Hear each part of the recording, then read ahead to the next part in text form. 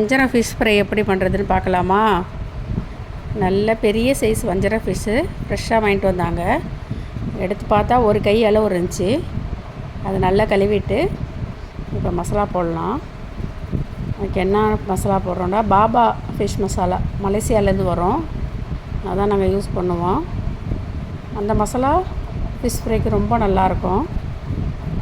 அந்த மசாலா போட்டுட்டு தேவையான அளவு யாருக்கு எவ்வளோ காரம் வேணுமோ அவ்வளோ போட்டுக்கலாம்.